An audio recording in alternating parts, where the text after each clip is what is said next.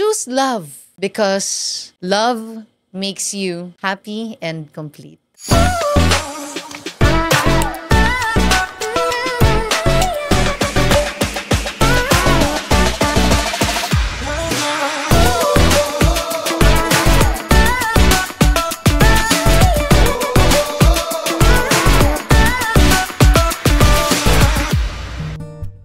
Hey beautiful people, this is Pearl Hong and today we have a question. If given a choice, would you prefer wealth or love? Ano nga bang mas matimbang sa dalawa? Well, for me, it's love. Dahil you cannot have that wealth na long term, na holistic kang mayaman kung wala kang pagmamahal.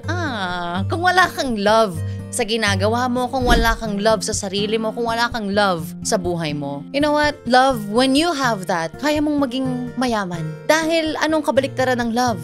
Fear. Wala ka ng fear dahil puro ka love. Wala nang takot. Ang meron ka puro pagmamahal. Sige, itry natin yan. Pagmamahal sa mga ginagawa. And if you have love, you're running a business, definitely you will be creative. Kung anong gagawin mo. You will be just smiling, thinking about the possible solutions. And when you have problems, and you have love for your life, and you have problems, ano magiging reaction mo?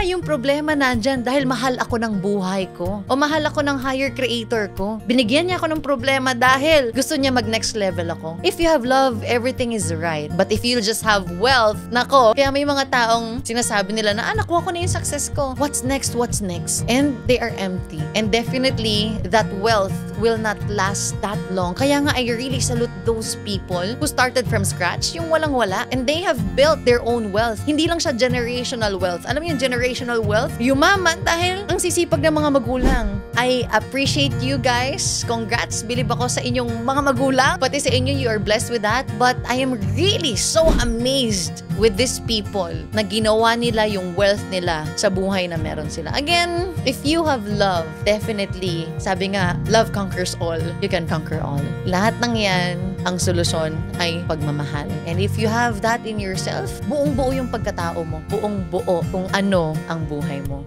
That's why, alam mo, sobrang na-amaze din ako sa mga couples na mga nakikita ko minsan sa mga reels na mga talagang ang sweet nila. You know, it's because they all have the greatest treasure. Yun yung sinasabing couple goals eh. When you reach the gray hair, tapos napaka-sweet pa rin, that's really the couple goals. And for me, may mga taong hindi yun na-appreciate and inuuna nila yung wealth para doon. Pero sabi nga nila, kailangan ko kasi kumita ng pera para sa pamilya ko. But then again, nauna ang pamilya bago yung pera. Nauna yung pagmamahal bago yung pera. Kaya kakikita para sa mga mahal mo sa buhay. And you know, if you have love at mas malawak yung pagmamahal mo sa asawa mo, not just sa anak mo, not just sa family mo, pero pati sa buong bayan mo, you know, you will have this insight kung anong gagawin mo for you to serve more people in your life. Kaya yung love na yan, it makes you alive. It makes you think of more.